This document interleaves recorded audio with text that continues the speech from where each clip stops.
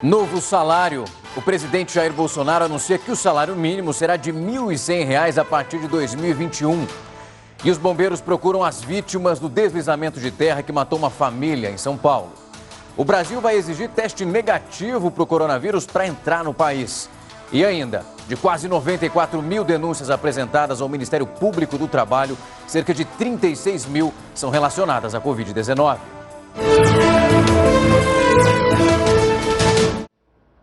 Uma ótima noite para você. Essa edição também está ao vivo no nosso canal lá do YouTube e no Facebook da Record News. A gente sempre vai ressaltar isso para você, presente em todas as plataformas. Um temporal deixou 6 mortos, isso em Embu das Artes, na Grande São Paulo. Os corpos de 2 mulheres e 3 crianças já foram encontrados. Um bebê, que é dessa mesma família, ainda permanece desaparecido. E 2 casas desabaram e pelo menos outras 40 estão interditadas até esse instante. A cada minuto, uma angústia ainda maior, enquanto Arlete esperava alguma notícia da cunhada. O coração tá a mil, né? Ainda mais que eles não conseguem encontrar, o desespero vai, as horas vão chegando, o desespero vai ficando maior, né? Porque a esperança vai se acabando de encontrar ela ou a criança com vida ainda, né? Zenaide, de 55 anos, e o neto, de 1 ano e 5 meses, estavam juntos quando a casa desabou e eles desapareceram. Com a ajuda de cães farejadores, os bombeiros procuravam os 2, soterrados pela lama, nesta comunidade em Embu das Artes, na Grande São Paulo. Quando soube o que aconteceu, uma filha de Zenaide passou mal. No fim da tarde, o corpo dela foi encontrado e a busca pela criança continua. Na casa ao lado, que também desmoronou quando a encosta cedeu, estavam outras pessoas da família. Jaqueline, de 25 anos, e os filhos dela, de 7, de 5 anos e de 8 meses, morreram no desabamento. No mesmo morro, 30 casas foram interditadas por causa do risco de mais deslizamentos. A Defesa Civil retirou 140 pessoas do local. Durante todo o dia, trabalho pesado para fazer a limpeza. O sofá, a cama da Joselita estavam encharcados e alguns eletrodomésticos também ficaram dentro da água. Minha máquina só tem 1 mês de uso, nem paguei ainda, tudo molhado, tá debaixo da cama, debaixo do sofá, essas coisas caíram tudo no chão. Esta casa aqui até tinha uma comporta que os moradores fecharam, mas ela não foi suficiente para evitar que a água entrasse. E aí estão tentando aqui, ó, recuperar o que é possível depois que a casa ficou alagada. Olha só a situação e a gente vê que até a geladeira ficou assim, ó, cheia de lama. E quando o Aguinaldo enfrentava a enchente, ainda levou um grande susto. Quando eu corri para proteger a laje do vizinho aqui, caiu aqui em cima, quase que me pega, foi Deus que me salvou. A casa da Vanusa fica bem perto do córrego. Quando o muro desabou, a água veio toda para nossa casa. Então não tinha como, a água dar aqui na minha cintura. Além dos prejuízos, ela também tem que enfrentar agora o medo de outro temporal. O sentimento é de desespero, gente. Já pensou você estar dentro de sua casa, comprar suas coisas, um maior sacrifício e depois ver essa situação? É desesperador. E 10 pessoas ficaram feridas num deslizamento, mas que aconteceu na Noruega. Uma delas permanece em estado grave. Outras 11 ainda estão desaparecidas. O deslizamento no sul do país atingiu uma área que é residencial e equivale a 21 campos de futebol. Diversas casas e também prédios foram soterrados, outros desabaram. A partir daquele momento que o penhasco acabou ganhando outras proporções, cerca de 5 mil pessoas moram nessa região e pelo menos 700 tiveram que abandonar as próprias casas. E 2 caixas d'água caíram num condomínio que fica em Cariacica, na Grande Vitória. Uma pessoa, infelizmente, ficou ferida. Os apartamentos foram entregues esse mês para os moradores de lá. Olha só. A cena impressiona. Uma estrutura de ferro de cerca de 15 metros se rompe, esparramando água por todo o condomínio. Moradores contam que ventava muito na hora do acidente e que viram as estruturas balançarem. Apesar de a caixa d'água que desabou ter atingido parte daquele prédio, onde há também um parquinho, por aqui ninguém se feriu. Já durante o desabamento da primeira caixa d'água, um trabalhador que fazia um conserto no equipamento ficou gravemente ferido. Ele caiu com toda a estrutura e foi arremessado em outro prédio. O técnico foi resgatado pelo Corpo de Bombeiros e continua internado num hospital de Vitória. A Defesa Civil interditou 3 blocos do condomínio e, por questão de segurança, foram interrompidos os fornecimentos de água, luz e gás de todos os imóveis. Pelo menos 2.000 pessoas estão fora de casa e muitos não têm para onde ir. A imagem do desabamento foi gravada por esta moradora, que se mudou para cá com os 3 filhos há uma semana. Era a minha casa dos sonhos. E aí foi o sonho de água abaixo, junto com as águas que saiu aí, né? Desesperador. O conjunto de apartamentos é novo e foi entregue este mês. A Caixa Econômica Federal informou que está fazendo uma vistoria no local para apurar as causas do acidente. A construtora responsável pela obra não retornou nossas ligações.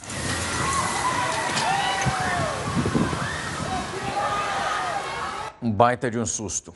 O salário mínimo vai passar para R$ 1.100 a partir desta sexta-feira, dia 1º de janeiro. O presidente Jair Bolsonaro assinou uma medida provisória que eleva o valor do salário mínimo, que atualmente é de R$ 1.045. Ao todo, esse valor sofre um aumento de R$ 55. O presidente explica que esse novo valor se refere ao salário mínimo nacional. Ele é aplicável a todos os trabalhadores do setor público, privado e também para as aposentadorias e as pensões. O Supremo Tribunal Federal decidiu prorrogar as medidas do estado de calamidade que venceriam amanhã. Entre elas, tem aquela que obriga a Anvisa a aprovar um pedido do uso emergencial para as vacinas. Quem tem as informações para a gente é o repórter Matheus Scavazini, que vai trazer tudo que a gente tem de atualização até agora, direto de Brasília. Boa noite, Matheus. Boa noite, Rafael. A decisão liminar é do ministro Ricardo Lewandowski. O ministro manteve a determinação para que a Anvisa libere o uso emergencial de vacinas em no máximo 72 horas após o pedido. Isso vale para as que forem aprovadas de forma definitiva por uma das agências reguladoras de Estados Unidos, da Europa, da China ou do Japão. O ministro também manteve a validade de trechos da lei que permitem medidas de isolamento, quarentena, vacinação e obrigatoriedade do uso de máscara. As regras perderiam a validade amanhã. De Brasília, Matheus Scavazini. Obrigado pelas informações. E chegou hoje a São Paulo o 6º lote da Coronavac. São cerca de 1 milhão e também 600 mil doses. A vacina contra o coronavírus é uma parceria da China com o Instituto Butantan. A carga saiu ontem de Pequim e fez uma escala em Zurique, na Suíça. O Brasil já recebeu até esse momento 10 milhões e 800 mil doses da Coronavac. Segundo o governo do estado, essa primeira fase da campanha deve vacinar 9 milhões de pessoas. O programa de redução de salário e também suspensão de contratos de trabalho chega ao fim amanhã, no dia 31 de dezembro. Para entender melhor como vai ficar a situação do trabalhador, que vai mudar, algumas que são muito específicas, eu vou conversar agora com o advogado especialista em Direito e Processo do Trabalho, Rafael Camargo Felisbino. Doutor, eu agradeço o tempo e a disponibilidade para bater esse papo com a gente e já lanço essa pergunta para o senhor, porque muitas pessoas falavam da possibilidade de estender. Não vai ter jeito. A gente tem uma mudança de ano e todas essas alterações, como redução de jornada, suspensão de contrato, param de valer. Boa noite, Rafael. Boa noite a todos os telespectadores do Jornal da Record News. Exatamente. Essas medidas emergenciais de manutenção do emprego e da renda que foram estipuladas, primeiramente, pela medida provisória 936 de 2020, e posteriormente convertida em lei pela lei 14.020 de 2020, elas terão aí a sua eficácia, a sua vigência encerrada amanhã, dia 31 de dezembro. Logo, todas as empresas deverão necessariamente encerrar os acordos, tanto de suspensão de contrato, quanto de redução de jornada com redução de salário. Isso porque essas medidas, elas são vedadas, elas são proibidas pela CLT. Elas só foram permitidas em decorrência do estado de calamidade pública instaurado aí pela pandemia do novo coronavírus. Uma observação deve ser feita. Muito embora esses acordos devam se encerrar amanhã, fato é que os empregados ainda gozam da estabilidade decorrente desses acordos, por igual período ao estabelecido na redução de jornada ou na suspensão do contrato. Por exemplo, se o empregado teve o contrato suspenso por 90 dias, ele agora tem uma garantia de emprego, uma estabilidade também por 90 dias. Nesse caso, ele só poderá ser demitido da empresa se ocorrer justa causa ou falta grave no decorrer do contrato de trabalho. Doutor, a partir do momento que a gente tem esse encerramento, essa mudança de cronograma e as leis começam a ser aplicadas numa situação diferente, por mais que a gente ainda passe por a pandemia, estamos sentindo os efeitos dela em relação ao desemprego e tantos outros fatores negativos. O empregado, ele procura a empresa, porque obviamente que a empresa sabe até quando esse contrato dessa forma fica em vigor. Como que reage nesse momento? Espero a empresa me procurar ou então aciono, enfim. O que o trabalhador deve ficar atento nesse momento? Muito bem. O ideal é sempre haver o diálogo. Eu penso que a justiça do trabalho, né, até como professor, eu falo isso para os meus alunos, a justiça, o judiciário, ele deve ser procurado em última análise ou em última instância. Deve-se haver uma conversa entre empregados e empregadores, até porque, Rafael, será um momento muito difícil. Ao contrário do que podemos imaginar, muitas empresas estão sentindo os efeitos desastrosos da pandemia agora. Os pequenos empresários, os micro e pequenos empresários, fizeram empréstimos durante a pandemia e estão começando a pagar agora. E, por sua vez, o empregado, ele quer ali garantir o seu emprego, que foi justamente o objetivo do governo e do legislador quando instituiu as regras de suspensão e redução de jornada. O que pode acontecer, e certamente nós da área trabalhista estamos apostando nisso, é que os sindicatos passem a negociar essas suspensões ou reduções de jornada por acordo ou convenção coletiva, né? Mas fato é que a melhor opção é sim, empregados e empregadores sentarem, pôr as cartas na mesa e conversarem. Olha, eu estou com essa situação, você precisa do emprego, eu quero te manter aqui, mas não tenho as melhores condições, vamos fazer um acordo. Esses acordos, Rafael, eles não precisam, a gente não precisa ter medo de celebrar esses acordos, porque eventuais abusos, aí sim, certamente poderão ser levados ao Poder Judiciário para que possam aí estar combatendo eventuais fraudes que podem eventualmente acontecer.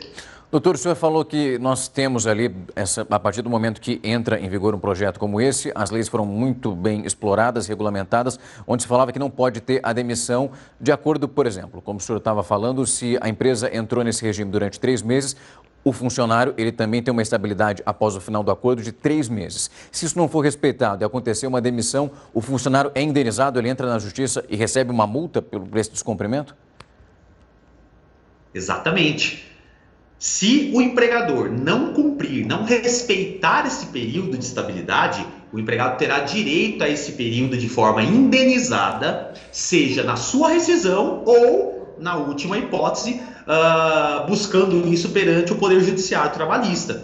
E bastará que ele junte aos autos, né, o processo, o acordo que ele fez por escrito, porque pela legislação, esses acordos deveriam ter sido celebrados necessariamente de forma escrita.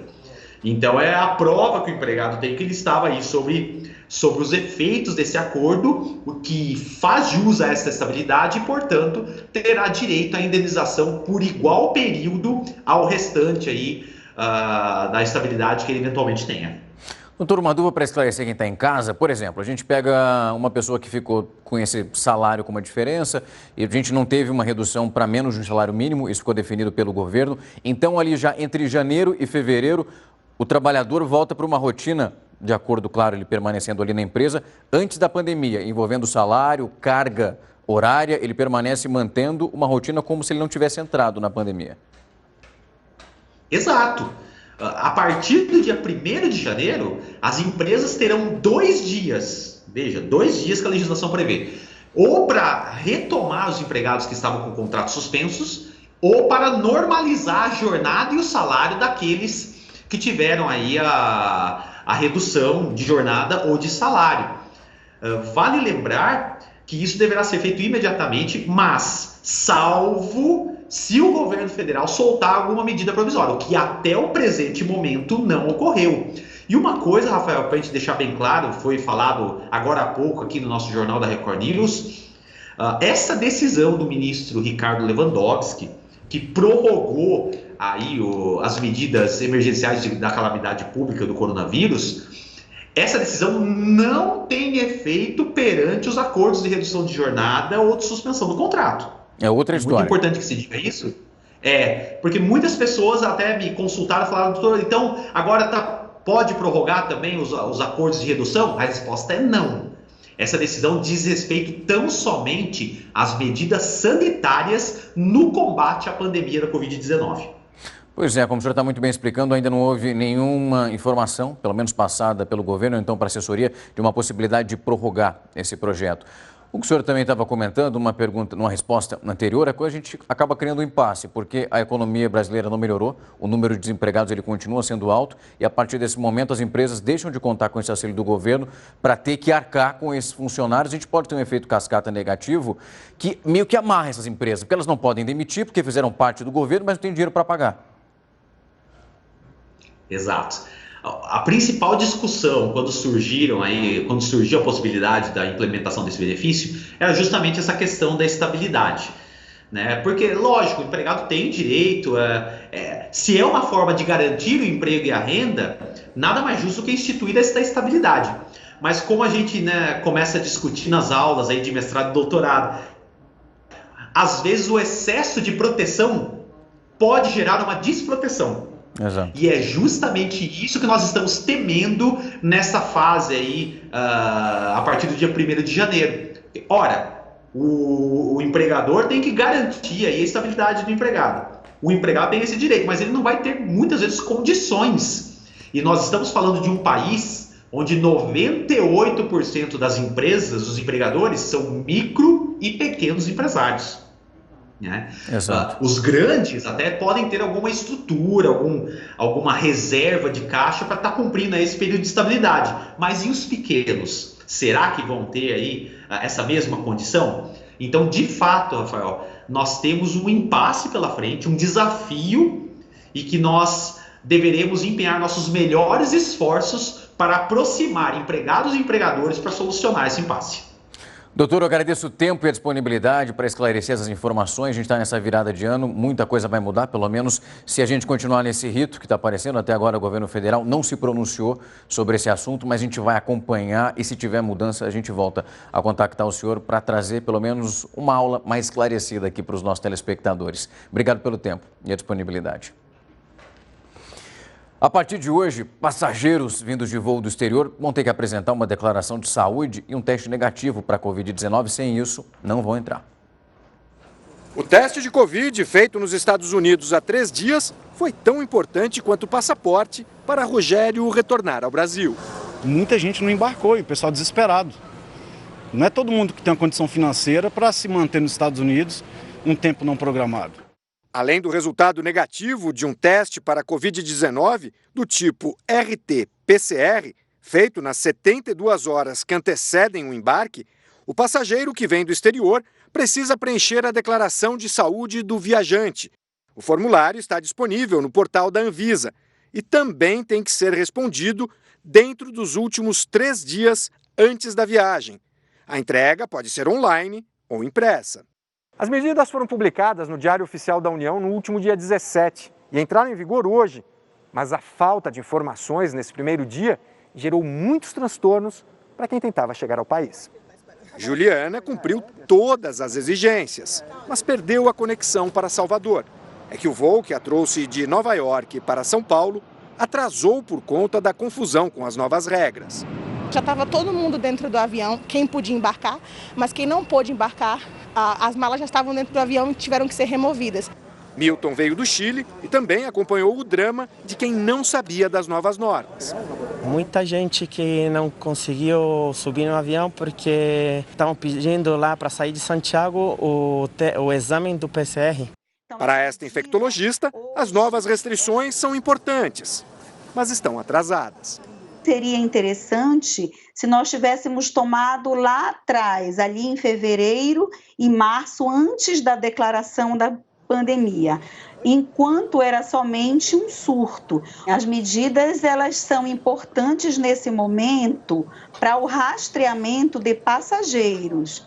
Como medida em saúde pública para contenção da nova cepa, ela tem as suas limitações, já que esta nova cepa, ela está circulante há pelo menos 3 semanas atrás. As medidas mais rigorosas para impedir as aglomerações agora na virada do ano no Rio de Janeiro entraram de fato em vigor. Já estão proibidas a queima de fogos em qualquer ponto da cidade e a entrada de ônibus, micro-ônibus e vans de fretamento do município. Esse decreto, ele prevê ainda o fechamento da orla inteira, a redução do transporte público já a partir das 8 da noite, envolvendo também o dia seguinte, da manhã. Quem não respeitar vai estar sujeito a multas e quem for pego nessas aglomerações vai ter que pagar aproximadamente R$15 mil, é muita coisa.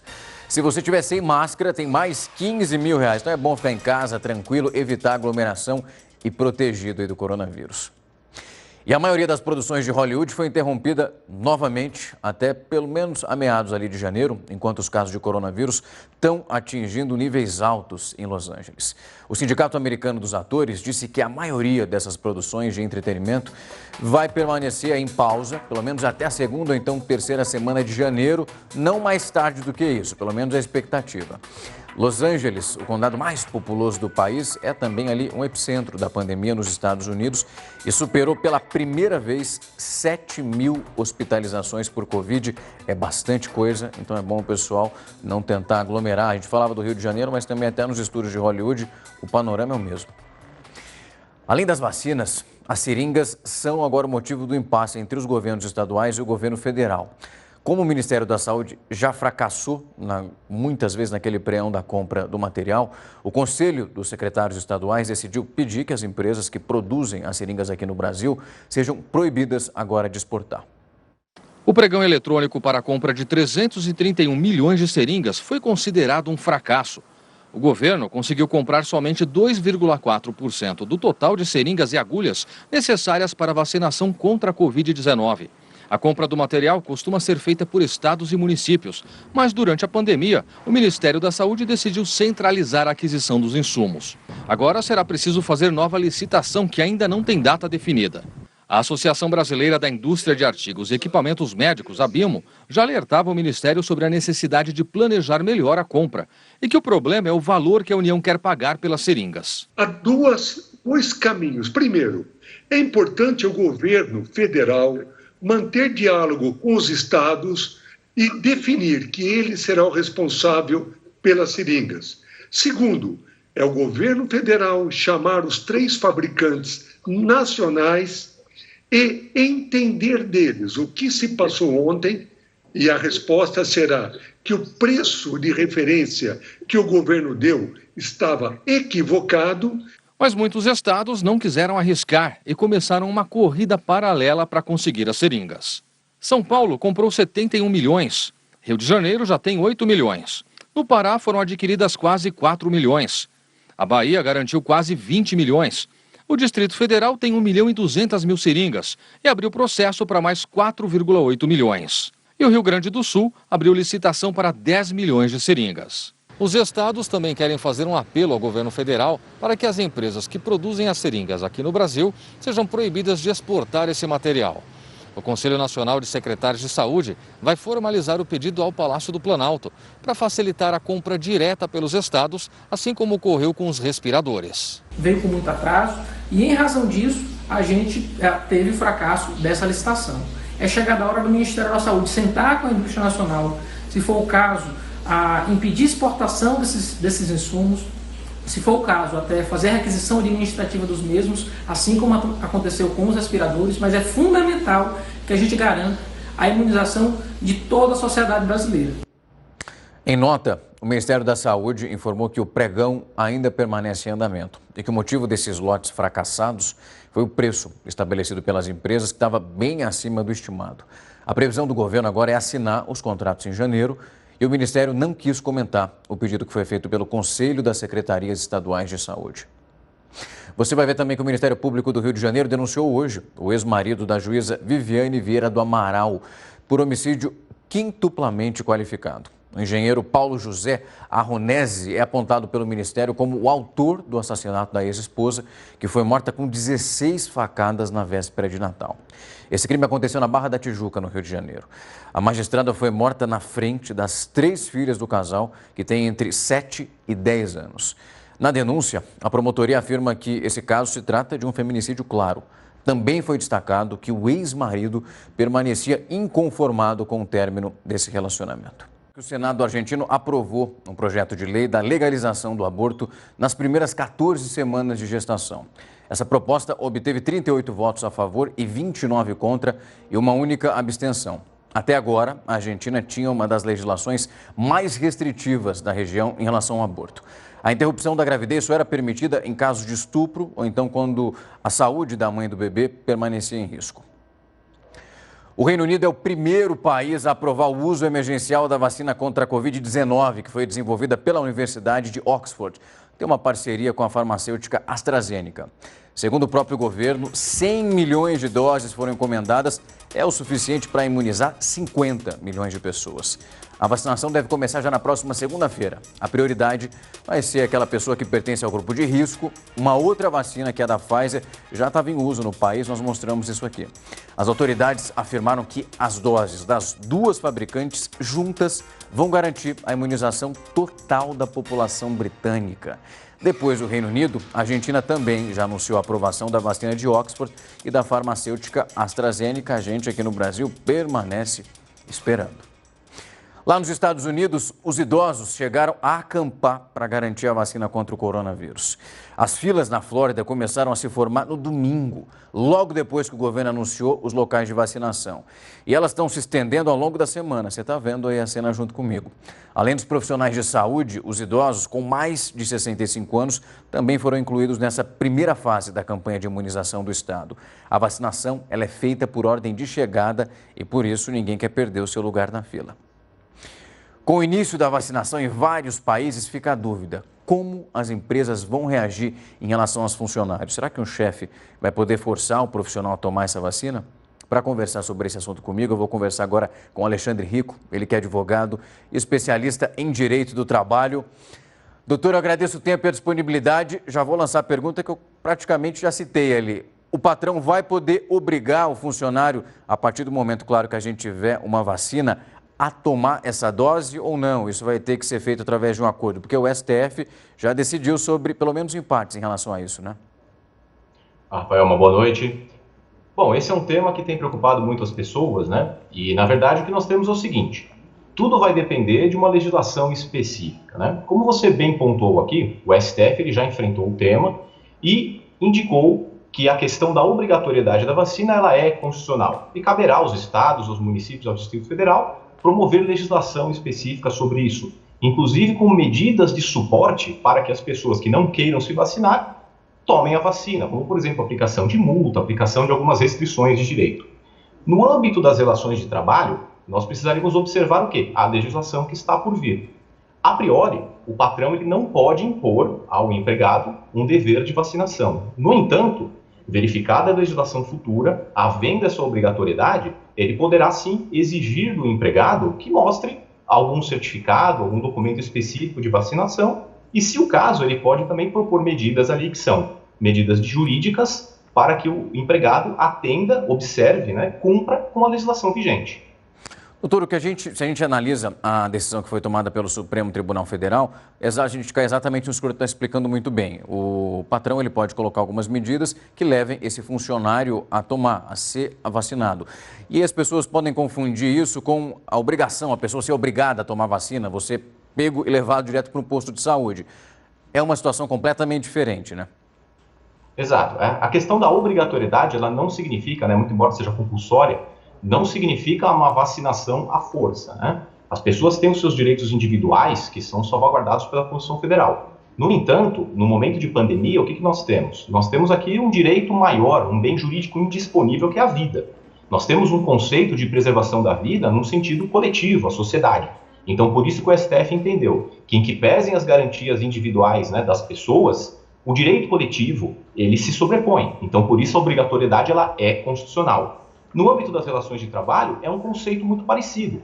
O empregador, ele tem um dever de vigilância e de salvaguarda da saúde dos empregados. Então, se houver uma legislação específica e o empregado não tome a vacina, pode o empregador sim aplicar medidas que estão ali previstas em lei. Se o caso, até uma demissão por justa causa. Mas é claro que um cenário dessa natureza, ele ainda vai sofrer um enfrentamento do Poder Judiciário, porque tudo isso é muito novo na nossa sociedade, né? Doutor, eu imagino que causa um impasse e uma confusão, porque a gente tem uma decisão, como a gente está debatendo aqui desde o início da entrevista, tomada pelos ministros, onde os municípios e os estados podem tomar as medidas, onde as pessoas vão receber a vacinação através de um pedido, ou então uma solicitação, dependendo do que ali o empregador fizer em relação ao empregado. A gente pode ter uma janela de uma falta de legislação, onde causa um impasse, né? Porque o empregador ele pode chegar a um ponto, ok, a partir do momento para você entrar na empresa, você tem que estar vacinado, a partir do momento também que a gente tem a vacina. Isso pode ser feito nesse período até de ter uma legislação específica, definida o que pode e o que não pode? Pode acontecer sim. O empregador, como ele tem um dever ali de salvaguarda da saúde, da coletividade dos seus empregados, ele pode sim fazer algumas exigências para o empregado. Tá? E o empregado, no caso de uma desatenção nesse sentido, ele pode sofrer algumas sanções, aquelas que são previstas em lei. Hoje a CLT, ela já disciplina algumas questões dessa natureza, existem também as convenções coletivas, então tudo isso deve ser analisado de uma forma multidisciplinar. O fato é que nós estamos diante de um novo cenário e que demanda uma certa observação ali muito pontual dos fatos que vão acontecendo, né? Nós estamos nos adaptando a esse cenário. Doutor, essas medidas são muito parecidas, pegando um exemplo que a gente consegue entender pela vivência que a gente já passou, é no caso de um voto, né? Quando você não vota, você tem algumas restrições, como o CPF bloqueado, até para tirar passaporte. É um caminho que vai muito parecido para o que a gente já conhece, mas agora a gente cita algo que é mais sério, que é a saúde pública, e que essas medidas se tornam praticamente que obrigatórias, digamos assim. Exatamente, né? Então a obrigação ela vai existir, segundo o STF seria legítimo, seria constitucional. O fato é que não significa que as pessoas vão ser forçadas a fazer, mas nós teremos uma legislação perfeita, porque ela vai demandar um dever e vai ter uma sanção para o não executar desse dever. Então, algumas medidas, como por exemplo a aplicação de multa, a restrição em relação à circulação em determinados ambientes, algumas pessoas têm ponderado até a impossibilidade de matrícula em unidades escolares, né? Então, nós estamos agora diante de um novo cenário, e o enfrentamento ele vai demandar uma legislação que seja específica e bastante pontual. Doutor, quando a gente chega num cenário como esse, é comum a gente encontrar pessoas dizendo é a minha liberdade, eu não quero tomar vacina, então se você está preocupado, tome a vacina. Mas quando a gente fala de um efeito ali de proteção envolvendo algumas pessoas, essas medidas se tornam essenciais porque algumas pessoas, de acordo com as vacinas que já estão disponíveis e sendo aplicadas em outras partes do mundo, elas não podem receber esse tipo de vacinação. Então, a partir do momento, esse tipo de vacina, que eu permito que um funcionário entre na minha empresa, podendo infectar outras pessoas, a gente tem uma questão que vai ficando cada vez mais ampla e que o empregador vai ter que tomar uma decisão muito específica em relação a isso, como o senhor falou, pedindo para que esse funcionário tome a vacinação. Se ele discordar, isso pode gerar uma demissão?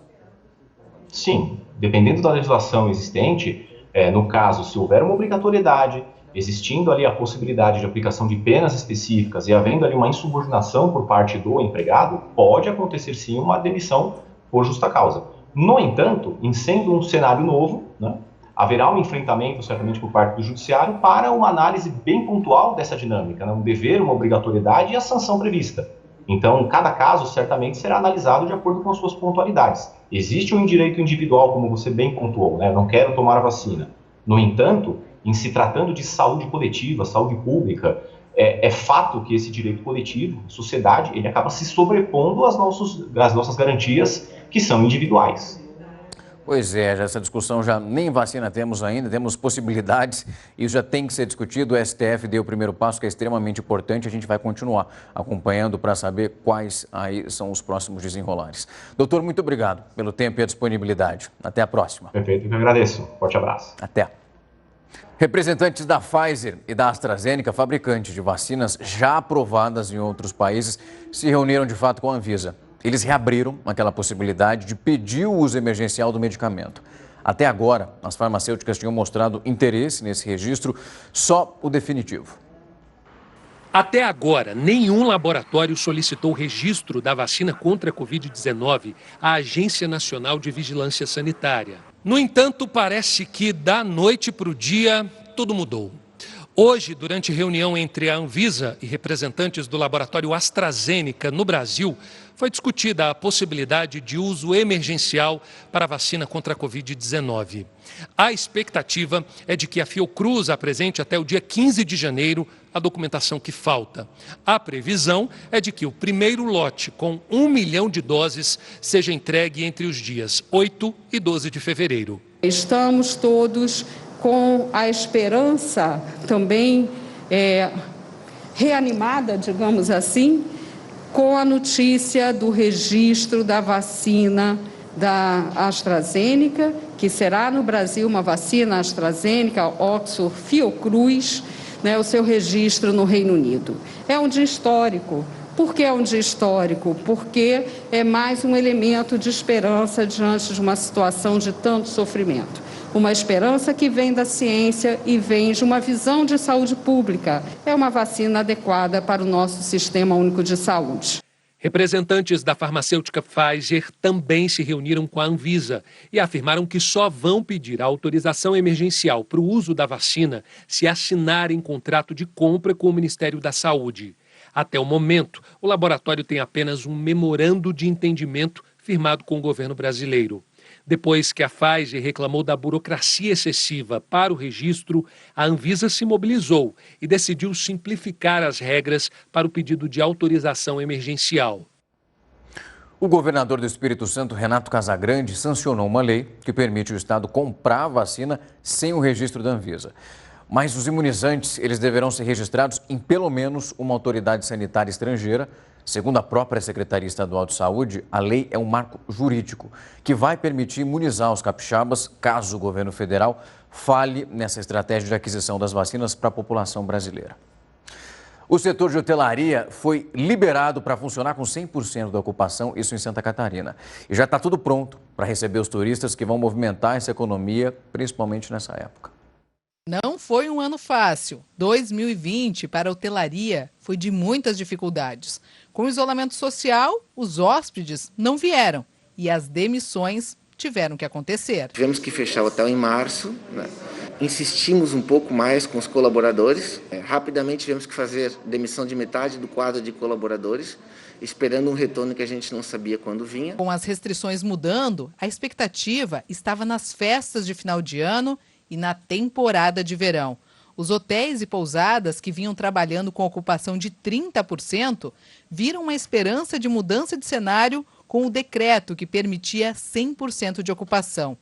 Mas a incerteza voltou quando o Ministério Público entrou com uma ação civil pública solicitando a retomada de decretos antigos, que eram mais restritivos. O Tribunal de Justiça de Santa Catarina suspende liminar que restringia a ocupação em hotéis, pousadas e estabelecimentos de hospedagem. Com a decisão, agora os locais podem voltar a receber hóspedes com 100% da capacidade. O governo do estado entendeu que seria mais favorável definir novas regras de segurança para os meios de hospedagem, como os hotéis e pousadas, visando desestimular as hospedagens clandestinas, sobre as quais não se tem qualquer forma de controle ou fiscalização. Segurança seguida à risca e com rigor. Neste hotel, no centro da capital, todos os protocolos estão sendo realizados. Desde a recepção, com aferição de temperatura, uso de álcool em gel, de máscara, do QR Code da Prefeitura Municipal, até nos quartos, com a limpeza constante do ambiente. Além disso, o espaço do café da manhã foi ampliado para que os hóspedes possam manter o distanciamento. Até agora, a procura para o Réveillon está abaixo da ocupação do ano passado e bem longe de chegar a 100%. O que se espera é pela chegada do hóspede de última hora. Então a minha expectativa é que eles venham assim meio de última hora. Estamos deixando tudo pronto aqui, tudo dentro da segurança, né? Pedindo o pessoal respeitar as normas de segurança e acreditamos que pelo menos passando essas dificuldades iniciais agora das indecisões, as pessoas começam a ter mais coragem para poder sair de casa. De quase 94 mil denúncias apresentadas ao Ministério Público do Trabalho ao longo desse ano todo, cerca de 36 mil foram por causa de violações dos direitos relacionados à Covid-19. De acordo com o balanço que foi divulgado hoje, o órgão recebeu, em média, diariamente, aproximadamente 100 denúncias envolvendo esse tipo de ocorrência. Ao todo foram abertos mais de 22 mil inquéritos para apurar essas irregularidades trabalhistas. O Ministério Público está investigando uma suposta festa do Neymar lá em Mangaratiba, no estado do Rio. Os condomínios que seriam sede desse evento também já foram todos notificados. A assessoria do jogador nega que essa festa tenha sido promovida por ele e diz que o Neymar vai passar a virada do ano em Santa Catarina. A estrutura da festa da virada já está quase pronta. Do alto dá para ver as tendas e equipamentos de som e iluminação. A mansão em um condomínio de luxo de Mangaratiba, região da Costa Verde do Rio de Janeiro, tem mais de 10 mil metros quadrados de área e uma boate subterrânea. Uma casa teria sido disponibilizada só para os convidados e uma van faria o transporte até o local da festa. Mangaratiba é muito frequentada por famosos e empresários. Na entrada da cidade, barreiras foram montadas para controlar visitantes. A festa, que foi atribuída a Neymar, ganhou repercussão internacional. Jornais italianos destacaram um evento de 5 dias para 500 convidados. Outro publicou: mega festa na cara da Covid. O tradicional The Guardian da Inglaterra chamou a farra de festa macabra. A Prefeitura de Mangaratiba, que cancelou as comemorações do Ano Novo por causa do aumento do número de casos da Covid-19 no município, disse que não pode impedir eventos que aconteçam em uma área privada. O Ministério Público do Rio diz que apura denúncias sobre a possível festa promovida pelo atleta e que vai intervir se for necessário. A assessoria de imprensa de Neymar diz que o jogador não é responsável pelo evento de Mangaratiba e que deverá passar o Réveillon em Santa Catarina. O jogador apareceu hoje nas redes sociais ao lado de amigos no litoral catarinense. A farra de fim de ano em plena pandemia parece não assustar outros ex-jogadores. No mesmo condomínio de Neymar, em Mangaratiba, Emerson Sheik estaria montando um evento para virada na área externa dessa casa. Já Adriano Imperador foi filmado no palco de uma casa de shows do Rio de Janeiro. Centenas de pessoas sem máscaras se aglomeraram no local. Especialistas da área de saúde garantem que eventos como esses, por si só, já promovem uma disparada no número de casos da Covid-19. Depois de tomar vinho, cerveja, champanhe, seja lá o que for, as pessoas não vão lembrar de manter distanciamento, de usar máscara, de passar álcool gel nas mãos. Então, assim, é um local onde se encontram pessoas que estão em diferentes cuidados com a pandemia. O Jornal da Record News vai ficando por aqui. Até mais.